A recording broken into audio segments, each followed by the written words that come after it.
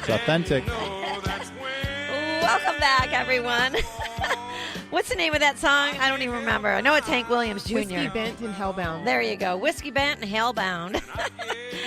You can't help but not want to sing. Can you? Is That's it a great just title. me? Is it me? Oh, that's great. Oh, my gosh, everyone. So great to be here with Shawn Wells and Amanda Hughes-Munson. Welcome back to One Life Radio. This is Bernadette, Diamond, and Aviana. We're talking about why overeating impairs your brain function with Shawn Wells. He is a certified sports nutritionist and fellow through the very prestigious International Society of Sports Nutrition, and he's been dubbed the world's greatest formulator. He also has credentials in the fields of business, clinical work, sports, exercise, and nutrition, making for a unique and highly respected blend of expertise. As CEO of Zone Halo Research, he's also a registered dietitian and has his master's of public health in nutritional biochemistry. You can find him on his website, ShawnWells.com, or Instagram at Zone Halo. Okay, so I got out my Vogue magazine, and have you ever looked at Vogue magazine, Shawn?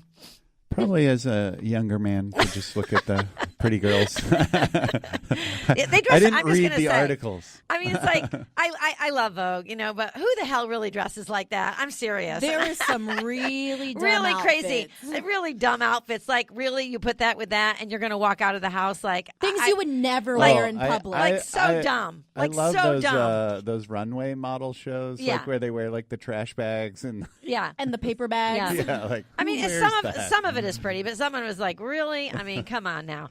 But there is a great article in here, and okay, so the title of the article, I should have already had this poll. I had it pulled, but I lost my spot. But we were talking. I think it's called Grab and Go. Yeah, that's it. Yeah. Grab and Go, and it's one of the stories in this issue with Reese Witherspoon on the cover, looking lovely and wonderful, like she is, such a good woman. And so it says, speaking of cheese, and this is the part that I was like, what? Because this article is very good. It's very well written, and we're going to be covering it in the upcoming weeks. But this part in particular said, speaking of cheese, there are a number of questions about whether any product containing dried cheese can be good for you. It says, first, the New York Times reported that a study testing 30 products with dried cheese found that all but one contained dangerous chemical phthalate, and it's used to soften cardboard and plastic. I'm like, are you kidding me? When I read that, I was like, it's used in these dried cheeses.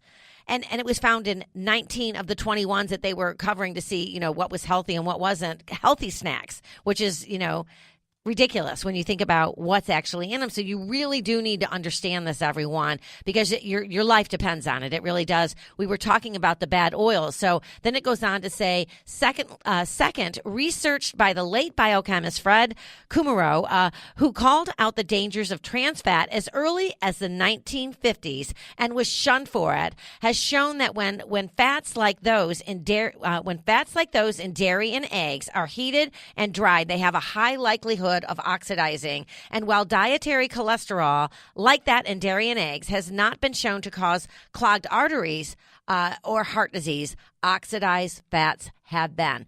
Shocker. Here's no, like I know, right? this is the thing that kills me. Like what we'll hear in the news, eggs are, kill you, but like whatever, like all these things are so bad for you. I have never actually seen where like whole food of any kind is actually bad for you. What happens is trans fat is actually a vegetable oil that's been hydrogenated, which means it takes it from like at room temperature, it's oil. They do something to it and they make it a solid. Mm-hmm. And so it's been engineered. They take an engineered oil and engineer it even further. Some more. And shocker, it's bad for you. It's bad for you. Well, and I'm looking at Nature magazine, which you turned me on to. Thank you very much. Mm-hmm. And I had pulled this article months ago, but it says, I suggest that the food, and this is speed up global ban on trans fats in foods, which is exactly what we're talking about. I suggest that the food industry should be subject to a time limit for removing hazards identified in the global food food system. It says, for example, we have known for decades that industrially processed trans fatty acids, TFAs, in food are a risk factor for cardiovascular disease. Although TFAs can be removed from the food supply efficiently, in many countries like these still persist, like America, of course. Denmark has been leading the fight against TFA since 2004, and 7 years have been lost since the European Union issued its food labeling regulation in 2011, which would have been an opportunity to tackle TFAs. And it says, although a TFA ban is still on in the EU agenda, and I lost my place. It says taking action is up to individual states. For example, TFAs are no longer permitted in Slovenia. And so, but the thing is, we know this. We've known it for many, many years. Why is it taking so long to get this crap out of our food industry? Because it's super freaking cheap. There you go. Do you know what I could easily replace a trans fat with that's a solid at room temperature is something like a coconut oil or butter. And they're healthy. Yep. But, and then the American, who was it that tried to demonize a coconut oil last year? The American Heart Association. American Heart Association. Because they're bought and paid for. Yeah. They receive tons of funding. Yeah. It's frustrating. You it literally is frustrating. just follow the money trail. But I promise you, people listening, whole food will not fail you. Right. The more whole food direction you go, the healthier you'll be. Well, and you're gonna. And here's the thing I just thought of, and you actually taught me this, Shawn. That your body is going to create. Your body will get the nutrients it needs one way or another, which is one of the reasons so many people overeat. So many people overeat, which is kind of what we're talking about. Why overeating impairs your brain function is because your body is longing for those nutrients. Correct? Yeah, it's engineering. And again, engineered foods are engineered for something called the bliss point. And they have scientists that work on this. How do we release the most dopamine? How do we override satiety, which means fullness? Mm-hmm. You can't eat just one. They literally put that tagline on the products. Yeah. They're making you obese, and they're almost like throwing it in your face. Well, so I'm going to ask the obvious question here. So how does the Western diet damage the brain? So again, pro-inflammatory oils is one, but the other, what foods, going back to whole foods, exist where it's high fat but high glycemic carbohydrate? It doesn't exist out in nature. Yeah. It's a bliss point food. We like sweet. We like, that kind of taste, and we like the mouthfeel of the fat. And that's what they've done. That's cake. That's like all these candy bars and stuff like that. It's got this bliss point.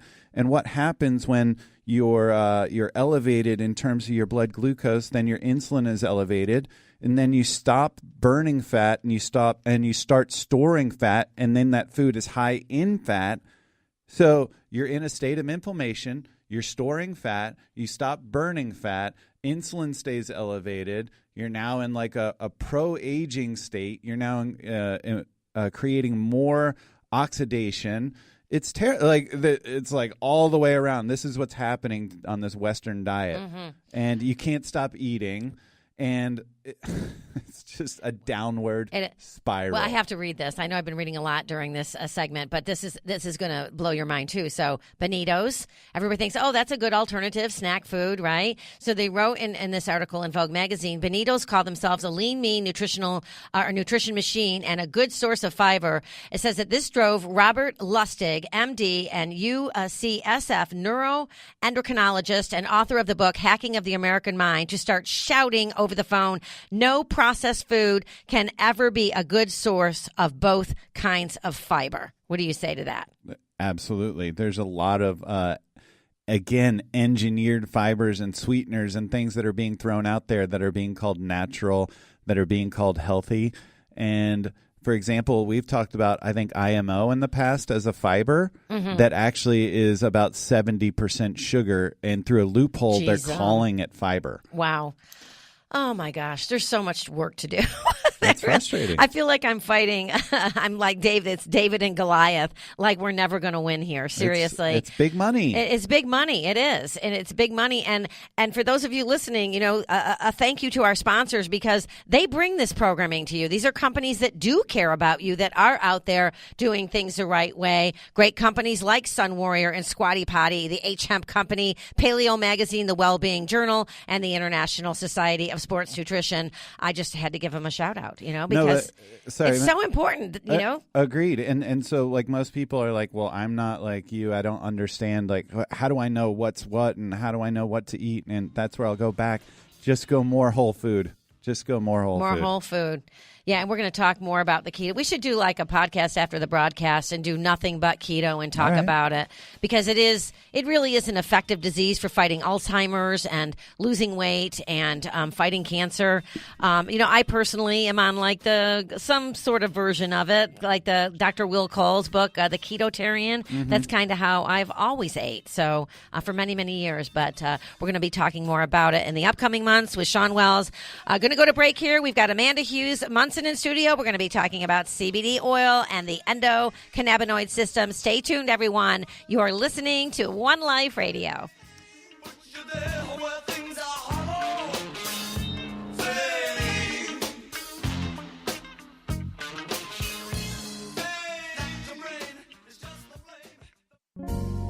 Introducing Moonlight, the latest squat to poop stool from Squatty Potty. Moonlight will light your way to the toilet on the darkest of nights. May your love of Squatty Potty burn brightly day or night with a motion and light activated night light with 3 brightness settings.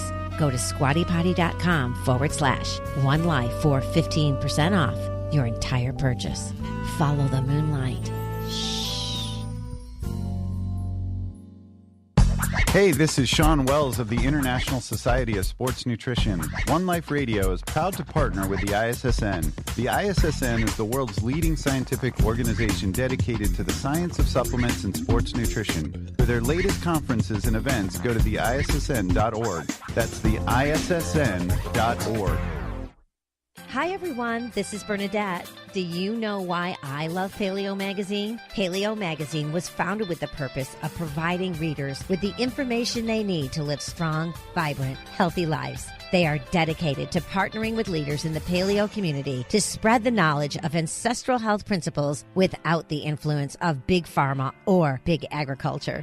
Paleo Magazine. Follow them on Facebook, Twitter, Pinterest, and Instagram, or visit them at paleomagonline.com. That's paleomagonline.com.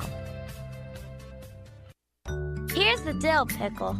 Squatty Potty works. It's awesome. Find yours at your local Bed Bath & Beyond, Amazon, or squattypotty.com. That's squattypotty.com. Lala's Mexican Cafe. Clean, real food for your mind, body, and soul. Lala's believes that what you eat matters, and so do I. That's why they serve only the cleanest, freshest ingredients, serving grass-fed beef, organic chicken, non-GMO tortillas and chips, non-processed cheese, and non-refined sugar and unprocessed flour. Stop by Lala's Mexican Cafe for one of their organic margaritas, sweetened with stevia, and experience a better way to live La Vida Verde. And if I see you there, margaritas are on me. That's Lala's Mexican Cafe in Preston Center, Dallas, Texas. Did you know there are over 3,000 kinds of snakes? And most, being shy, pose no threat to humans, but they are still feared and killed even for frivolous fashion. In his poem Snake, D.H. Lawrence marvels at a snake drinking from a water trough. He succumbs to irrational fear and impulsively throws a log at the very animal he admired moments before. He writes, "And immediately I regretted it.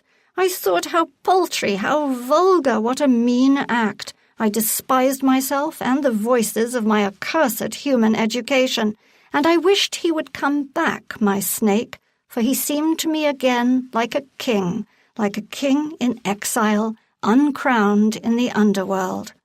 This is Ingrid Newkirk with Peter, reminding us it's easy to be kind by choosing fake snake over real skin for belts, bags, and shoes. Let the bodies hit the floor. Let the bodies hit the floor. Let the bodies hit the floor. Let the bodies hit the floor.